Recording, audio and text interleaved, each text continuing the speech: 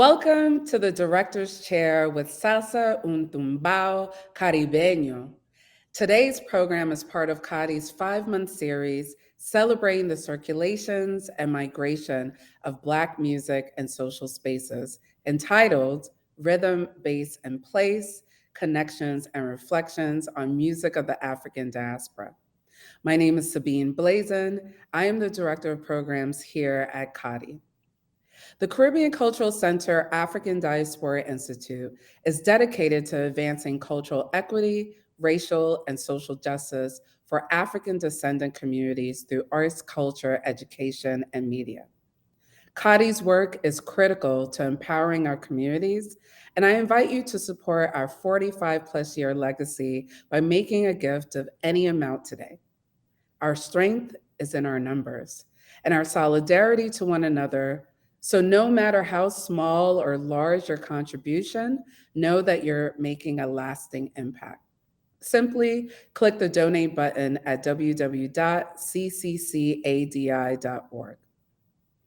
I would like to now hand it over to Lene Denise, our amazing curator for our Rhythm, Bass, and Place series, who will moderate today's conversation and introduce our guest panelists and selected film. Thank you so much, Sabine. I'm so excited to be here. Again, my name is DJ Lene Denise, and it's been an incredible experience to curate and consult for the Rhythm, Bass, and Place series, Connections and Reflections on Music of the African Diaspora. This series traces the migratory nature of sound culture as it relates to and the rhythms defined by the characteristics of Black social spaces. The programming will explore ideas on gender, sexuality, race, and technology, and the making of multi-sensory music in a diasporic context.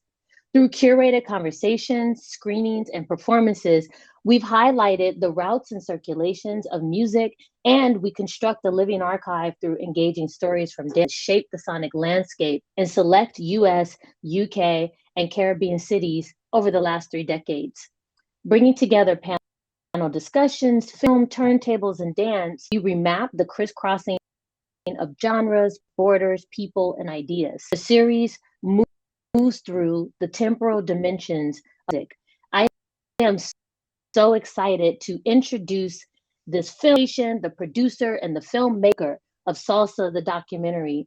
Salsa is critically important to me as a DJ, and in thinking through this series as it relates to sound and place and dance. It is really, really important, say, for example, that we understand the salsa roots of house music. In order for us to get started and to introduce our distinguished producer and director, we'd love to first start with the trailer of the Salsa Director documentary to get into in the spirit of this conversation. La salsa es el espacio donde nos identificamos, ese Latinoamérica y sobre todo donde se identifica el Caribe. We can call it mambo, we can call it guaguancó, we can call it son. Anywhere in the world where it's going to ring is salsa.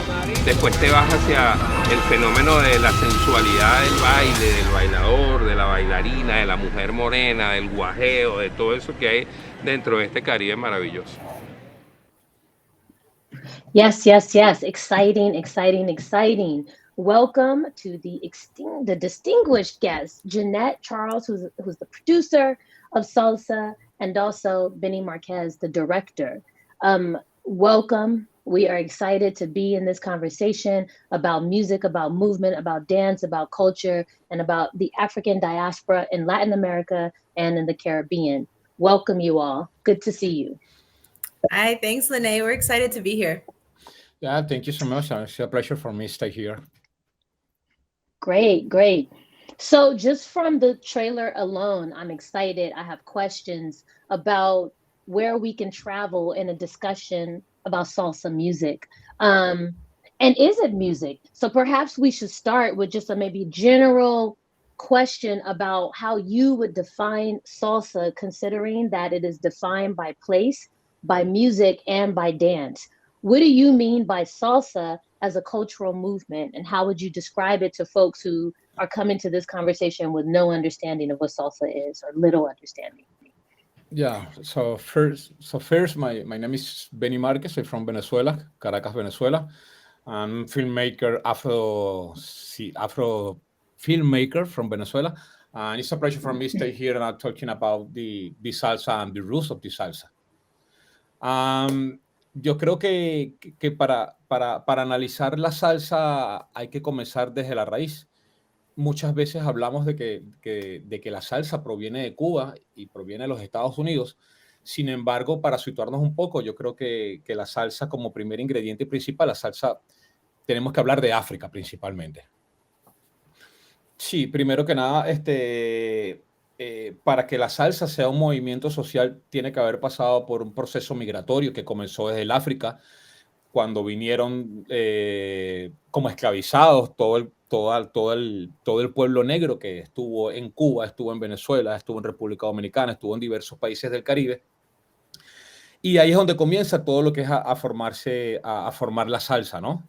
Y básicamente la salsa deja de ser un género musical para transformarse en un movimiento sociocultural debido a que la salsa reúne esos ingredientes principales migratorios, sociales y culturales que han permitido que la salsa por más de 50 años siga estando en pie. One of the things that we talk about in the film and what we try to convey when we're meeting with different organizations and also folks who are interested in this project is that we really do talk about salsa as being kind of the soul of Latin America and the Caribbean. And in many ways, obviously that being African, that being, through its own cultural process as well.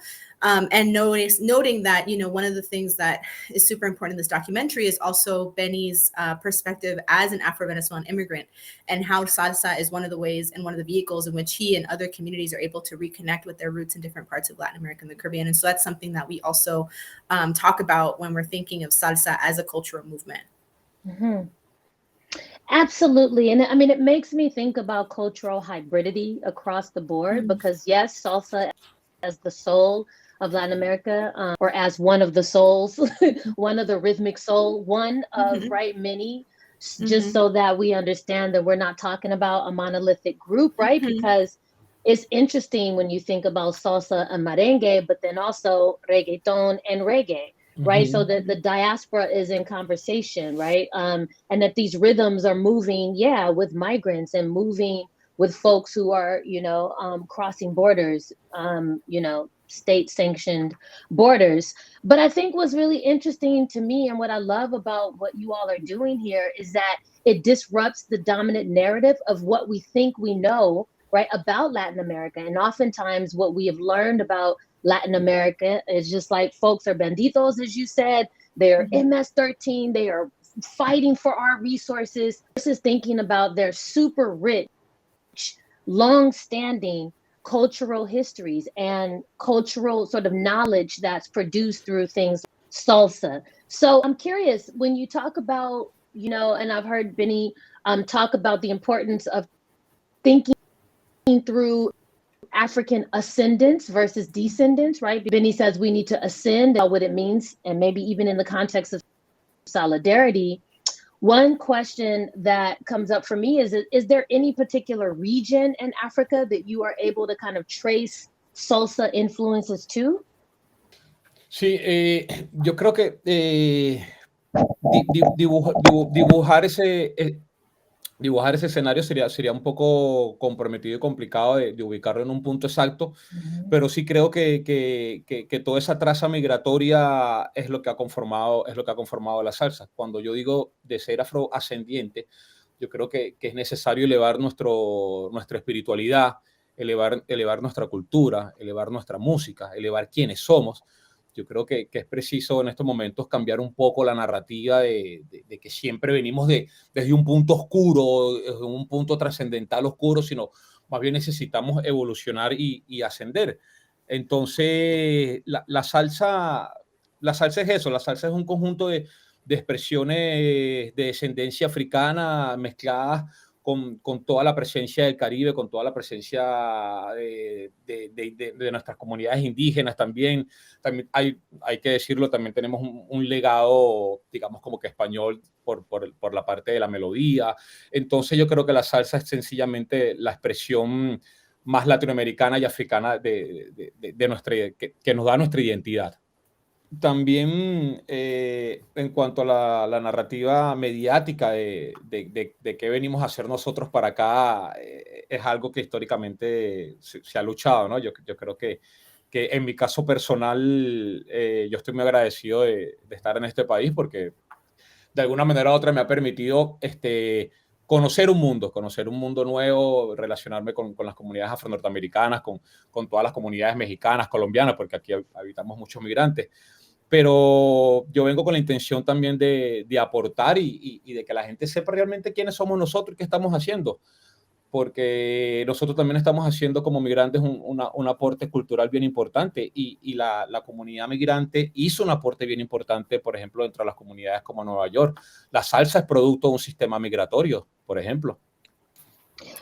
That's critically important for so many reasons. First and foremost, we're talking about a narrative battle, right? Like in terms of how, again, immigrants are read, and then the hostile and racist policies that are justified by the absence of, say, for example, Afro-Latino directors in Hollywood. Hollywood is not the standard, right? Like, in fact, I need for there to be voices outside of Hollywood, right? That we're not looking to Hollywood anymore in ways, which is exact work that you all are doing to produce independently. It's more of a struggle, but then it's more soulful at times, right? Where you have to really like be innovative in your fundraising, but then you also have to maybe compromise less in terms of the narrative that you create.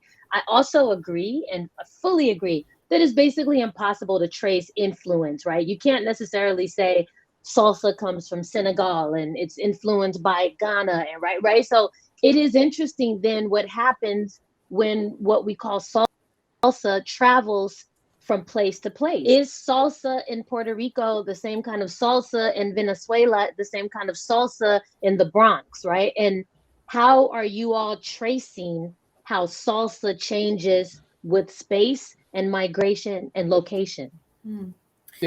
Primero que nada, cuando hablo del origen de la salsa en África, no me refiero a la salsa como tal, sino me refiero que África aportó el ingrediente principal, que es el tambor. O sea, no puede haber salsa, we don't have salsa if we don't have the drums. So, eso es lo primero, ¿no?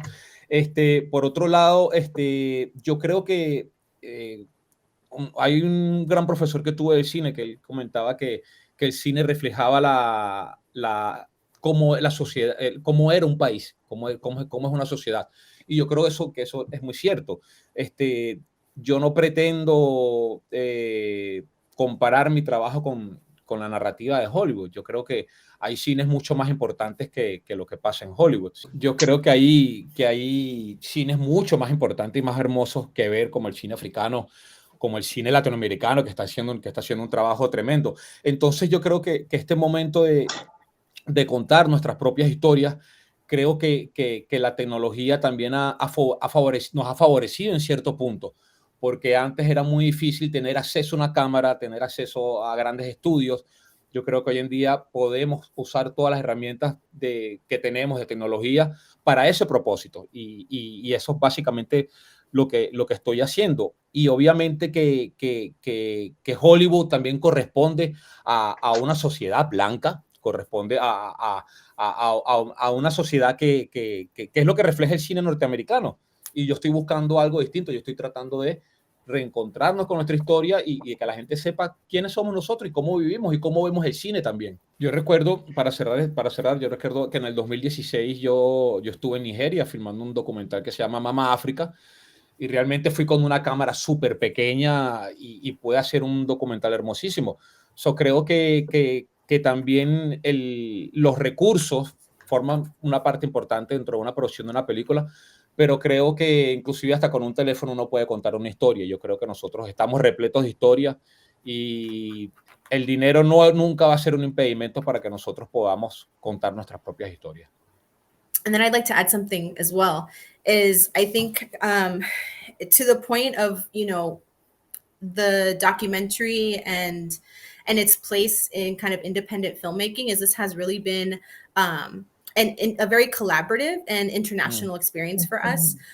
You know, we have members of our team who are in different parts of Latin America and the Caribbean, also throughout the US. And so, you know, to be able to lift up an independent production, you do need a village, you know, an international village, especially for one that's telling the story of salsa, which is taking place, you know, as you mentioned, across so many different territories and places.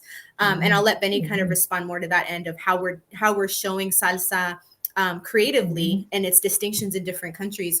But even thinking about kind of the roots of salsa and Africa, how salsa, you know, and thinking about the drum and, you know, the rhythmic patterns, and then how that's also gone back to places like Nigeria, Senegal, different parts of West Africa, and then beyond, right? You know, there's a whole conversation as well about what does salsa look like in Asia, in Europe, in different parts of, you know, the world. And so, you know, that's also something that we're interested in pursuing and documenting as well. And then I think the question about Hollywood, you know, it is interesting that right now there is a lot of representation, or quote unquote more representation than what we've maybe been used to. But the conversation goes more than representation, right? It's like, under what terms are we actually seeing our stories told?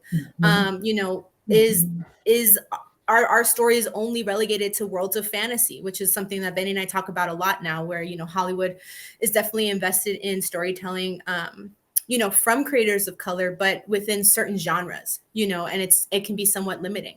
And the fact that, you know, we're in conversation with filmmakers who are doing work on the ground with little to no resources in different parts of the world. You know, this has been a very truly independent production where, you know, we've been so thankful and so grateful to have the support of so many different organizations and individuals and family and communities. But you know, a big name producer or a big name studio, that hasn't been our experience. And so, you know, this has definitely been kind of like, just like kind of, you know, cameras to the ground, you know, when you can go shoot.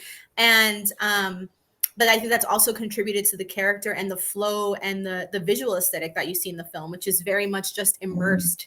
Like, we are honestly very much immersed in the communities that we're working with. And that's thankfully due to the connections and, you know, relationships that Beni and other members of our team have been able to cultivate, that contribute to how we're able to show the differences and the distinctions between how salsa is lived and understood in different parts of Latin America and the Caribbean in this particular production. So, yeah, Benito, no sé si quieres agregar un poco de cómo vemos la salsa en diferentes puntos de América Latina y Nueva York. Iba a eso. Yo creo que una de las cosas hermosas que tiene la salsa es que cada país se ha apropiado de la salsa y le ha dado un carácter especial, que es lo que es el tema de la identidad. La salsa de Colombia, la salsa de Venezuela, la salsa de Puerto Rico, la salsa de Nueva York, la salsa de Cuba, tiene una misma raíz, y esa raíz es el barrio.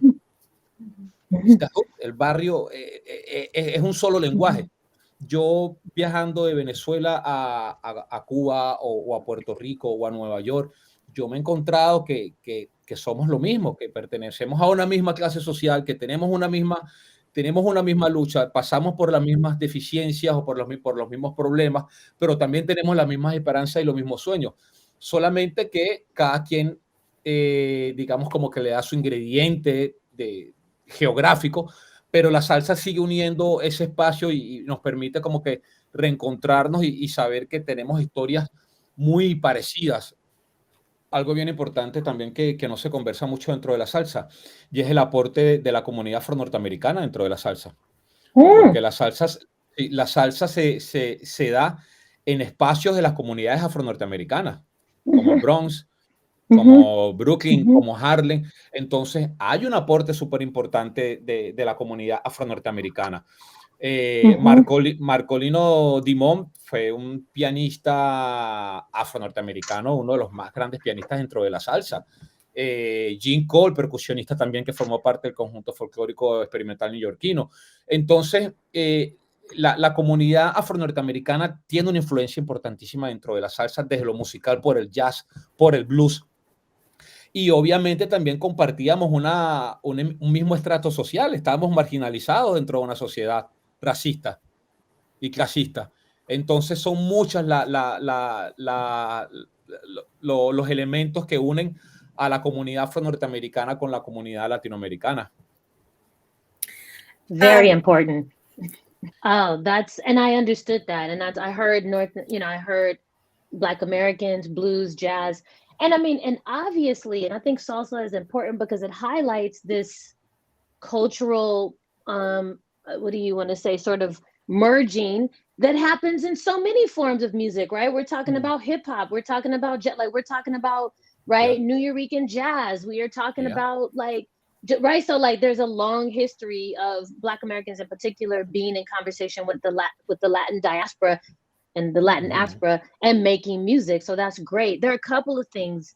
So I think I understand you all to be talking about salsa being localized, right? So like it shows up, for example, maybe in Colombia in a particular way based on their colonial histories, right? So I think colonial legacies and their impact and the specificity of that impact on place is important. And what's really awesome is that there's a clip that we want to show now where Lester gets into these colonial legacies, right? And helps us to unlearn what we think we know about the Latin diaspora and its African, center, right? And also those colonial legacies that get pushed to the margins with these rhythms. So let's show a clip by Lester and check this out. Cool. Tú siendo negro no puedes ser hijo de quien trajo a tus ancestros como esclavizados y tú creerte que España es mi madre patria. En mi casa siempre, no solamente el orgullo de nuestra negritud, sino bien claro que nosotros somos hijos del continente africano. O sea, tú no puedes ser negro, hijo de España, cuando España trajo a tus ancestros como esclavizados. Yo no puedo idolatrar a Juan Ponce de León, yo no puedo idolatrar a Cristóbal Colón, yo derribaría sus estatuas, porque son símbolos del coloniaje, del colonialismo. Entonces, hay visiones y hay visiones. Por ejemplo, cuando Ismael canta La Perla en honor a los héroes nacionales que están enterrados allí. Cuando Ismael canta Las Caras Lindas, cuando Cheo canta Juan Albañil. Entonces son números. Cuando Fran Ferrer, cuando era cantante, en su primer LP canta Ya se van los boricuas engañados, ya se van, que es un canto a la emigración hacia los Estados Unidos. ¿A qué? O sea, aquí hay de todo. Los boricuas engañados ya se van. Entonces cuando sale la nueva canción, que también tiene un impacto en las salsas.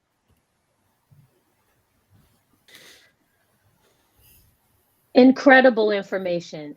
I'm so glad that that's included in the film. And again, this is why I turn to independent filmmaking, right? Because that context is oftentimes missing. So tell me about Lester and about that process and setting that up and why it was important for you to include that part of this conversation. Sí, yo creo que primero que nada, lo importante de esta película es que nosotros estamos hablando de la salsa desde otro punto de vista. Nosotros estamos hablando de la salsa no desde lo cronológico, no desde la historia de grandes figuras, sino estamos hablando realmente de cuál es la esencia de la salsa y de dónde nace la salsa y qué temas son los que toca la salsa. La salsa toca temas sociales, toca temas de coloniaje, toca temas de racismo, toca temas de justicia social. ¿Y quiénes son los protagonistas de esa historia? Somos nosotros los que vivimos en un barrio. Entonces, la película va por esa línea. La película está hablando realmente de la salsa, de la esencia y del alma de la salsa, que es el barrio. Y con respecto a cómo construimos esta película, yo creo que uno como filmmaker, uno tiene una gran responsabilidad. Tú cuando eres filmmaker, tú tienes la capacidad o la fuerza, no sé cómo decirlo, de manipular, si quieres tú, un discurso a tu manera. Yo soy muy cuidadoso con eso. Yo creo que el respeto a la opinión de las personas es importante. Entonces yo trato siempre de tener una ética y de no no borrar, no buscar lo que yo quiero, sino respetar el proceso y lo que está diciendo la persona. Y eso ha pasado en toda la película. Las realidades de cada país son distintas. Y Puerto Rico, en este caso en especial con Lester, está hablando de un problema histórico que tiene Puerto Rico. Y que ese tema histórico también puede ser planteado dentro de la salsa, porque muchas composiciones dentro de la salsa hablan de la libertad y de la soberanía del pueblo de Puerto Rico.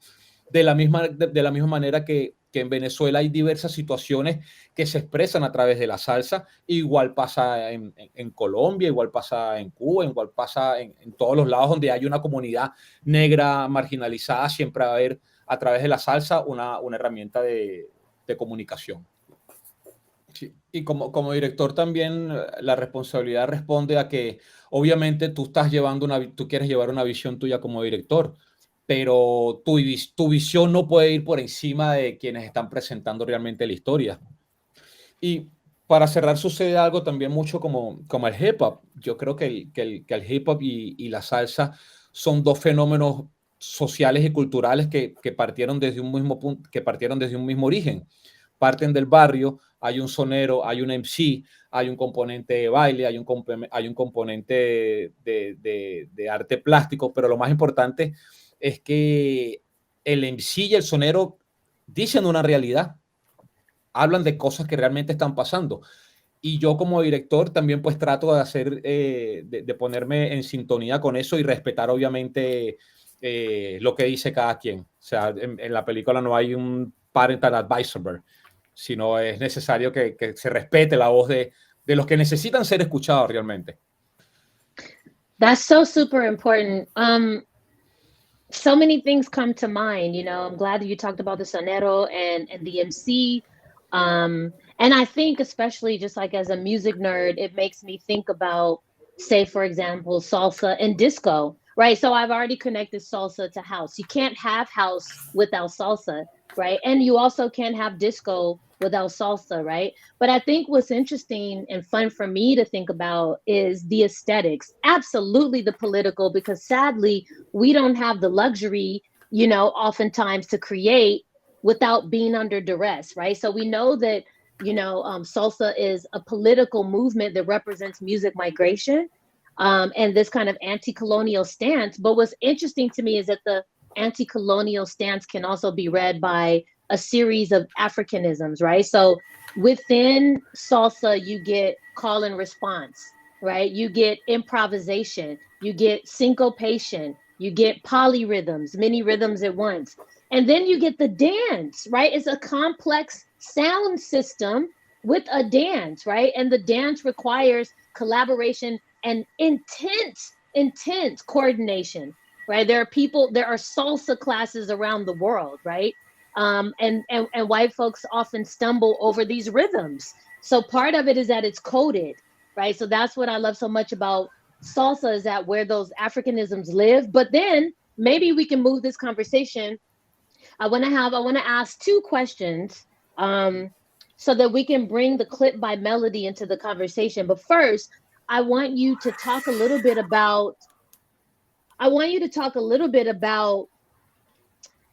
maybe perhaps the clash and the challenge that comes from thinking about salsa and women, mujeres, in the context of a culture that is oftentimes, maybe there's an overemphasis placed on at times machismo. But how do you do that, you know, that balance? How do you hold that balance through the music when women are typically removed from the narrative of creating genres? Yo empezaría por una nota personal. Para mí la salsa is the mother of the hood. Para mí la salsa es la madre del barrio. De hecho tiene, no, femenino, es la salsa. No es el salso, es la salsa. A mí no me crió mi madre, a mí me crió mi padre desde pequeño. Y esa ausencia de figura materna la suplantó la salsa. Porque la salsa me dio los debidos consejos en su momento para yo entender un poco lo que era la vida y lo que era lo que es la vida, ¿no? Entonces, partiendo por ahí, que la salsa es género femenino. Si quieres traduce y para yo seguir. So to start answering your question, one of the things that I'd like to note from a personal point of view is that I do consider salsa the madre del barrio, or the mother from the hood, because it's not just because it's la salsa over like el salso, the gender terminology, but in thinking about the role that salsa plays. For example, I was raised by my father, and the absence of kind of a maternal figure, salsa played that role for me. Salsa told me what life was about and gave me the advice and the guidance that I needed. Sí, y yo creo que dentro de la salsa sí o hubo, o hay todavía una gran parte machista dentro de la salsa. Eso es, y no solamente dentro de la salsa, sino dentro de la sociedad. Pero sí creo que la participación de la mujer dentro de la salsa es importantísima. Hay figuras como Celia Cruz, como la Lupe. Dentro de la película estamos planteando eso. Tenemos una maravillosa pianista mexicana que se llama Zoila, que ella es reflejo de esa lucha dentro de un espacio masculino. Entonces yo creo que la película también trata de responder a una lucha que es meritoria, y es necesario reconocer el aporte y el talento de la mujer dentro de la salsa. Incluso tenemos la participación de Carolina Cohen, que es una percusionista argentina, y ella relata que dentro de la percusión también es sumamente difícil darse a conocer, porque el tambor siempre ha sido considerado el tambor para los hombres. Y ella ha abierto un espacio también de comunicación y de apertura hacia la participación de la mujer, y yo creo que la película busca también eso, reflejar el aporte de las mujeres dentro de la salsa, que es importantísimo. And I would say one of the things that we're also trying to do is, it's intentional that women are in the conversation, because obviously whether or not in history women are named, we know they're there.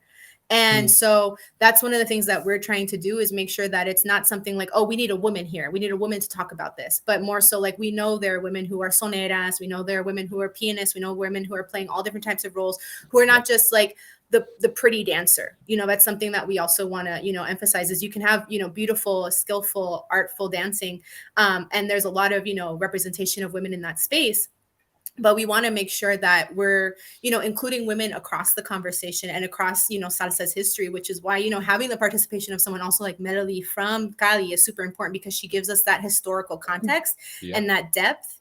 And she's somebody who comes from the cultural world, the political world, the social world, who knows multiple realities across Latin America and the Caribbean, and is also building that work, to kind of tie it back to your first question, Lene, in thinking about, Latin America, the Caribbean, Africa, and this kind of bigger, conversation around, the world that we're talking about. So, so women in our documentary, beyond the fact that also our team is predominantly women, we have a lot of women behind the camera as well, helping and supporting the filmmaking process. And so I think that's also something to just emphasize as well, that there are women in this conversation that are helping to really, shape and have shaped salsa for a very long time. I appreciate that. And that does set us up for the clip with Melody, because I have such a bone to pick with documentaries who oftentimes rely on men to be the authoritative voices in talking about the music. So it was super important to see Melody continuing to contextualize salsa and talking about it as an international force.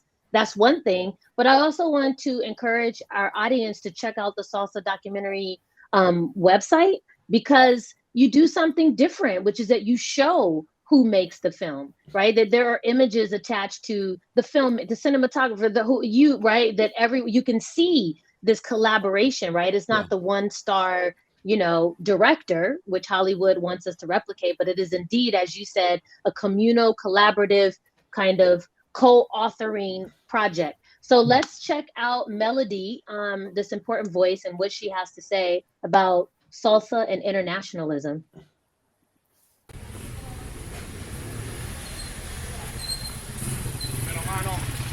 The term salsa has internationalized this music.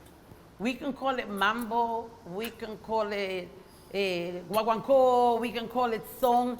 Anywhere in the world where it's going to ring is salsa. So the term has really given us kind of this international platform for the music to be recognized. It's an identity for us. I mean, anywhere we are, as soon as you hear, hey, you hear it and you want to go to where the music is. It's an identity because enseguida we embrace it as Puerto Rican music first. Others may call it, but this is Puerto Rican music first, especially what is the newer generation, newer in the last 50 years, right? That assures us a way of being able to identify. And it is our culture. Yo creo que esta es una película donde el 70% de la producción y del contenido está hecho con mujeres, primero que nada. Para mí ha sido todo un proceso hermoso porque creo en el equilibrio de las energías, ¿no? Y creo que la energía femenina también complementa mucho lo que somos como seres humanos el aporte de Melo y el aporte del Cadi ha sido, y de Regina también, y de muchas personas que se han sumado, ha sido importantísimo para la construcción de esta bella película. Y como dije al principio, o sea, es la salsa. Entonces creo que el protagonista es la salsa, es la mujer, o sea, es la melodía, es la salsa. Yo creo que la película rinde un tributo también a eso. Well, you know, thinking about internationalism and the cultural products created in Barrio, I oftentimes think about the music industry as a predatorial subject or force, right? And I think about this in the context of, like, you know, Beni referenced jazz and blues. And oftentimes the way that those histories are understood, and more importantly, the political economy of those genres of music reflect colonial relationships, right? Of like bodies of color, labor, and white wealth. In what ways do salsa sort of and how does salsa fit in that conversation about the resources that are generated from the cultural product created in barrios that are oftentimes struggling? Does that money trickle down? Like, what happens there financially or economically as a political state? Yo creo que los parámetros de cómo podemos medir la política económica de la industria musical o artística han cambiado muchísimo. Yo creo que hoy en día nosotros tenemos muchas más posibilidades como artistas independientes de generar nuestra propia política económica. Yo dentro de la película yo no trato de fijarme un marco para yo realizar mi labor o generar mis propios recursos. Yo creo que es importantísimo la producción de contenido desde el barrio, para el barrio, por el barrio, y generar nuestro propio mercado. Yo creo que eso es lo más importante, o sea, no tener como figura Hollywood o como tener a grandes disqueras, sino que nosotros tenemos las propias herramientas para desarrollar nuestra industria. Yo creo que deberíamos de partir de ahí. Pero sí creo que es importante que los artistas, los filmmakers, los músicos, los DJs, todos los artistas en general reciban ese apoyo de la comunidad, reciban ese apoyo del vecino, del familiar, del amigo, porque el artista solo realmente tampoco puede. Es necesario también tener una relación con el barrio de que si producimos, que también la comunidad consuma lo que nosotros estamos produciendo, ¿no? Yeah. That's so important. And the absence of that support creates financial and economic vulnerability, right? When these companies descend, in this context, descend on our barrios and hoods and communities and extract, mm-hmm. right? And so if we are not supporting each other, it's true. So my God, I'm so excited. This is what I want to do to close out the conversation. I want to invite people to think about how they have come to North Americans in particular. I want us to think about, and by North Americans, I mean the United States, not necessarily Canadians, but folks in the United States. I want us to consider how we have come to learn about the Caribbean and Latin American diaspora and identity in general, right? How have we learned, and is there a need to unlearn what that identity is? And I think in this clip by Ronaldo, like, we get to hear a little more about what it means to take back these narratives, but also to approach the Caribbean and Latin America and Afro-Latin diaspora communities in general with curiosity. Don't stop at the salsa classes, right? Think about these colonial histories, and different ways that we need to unlearn how we've been conditioned to think about, the Caribbean. So let's take a look at what Ronaldo says, and then you all respond for the final word. Sí.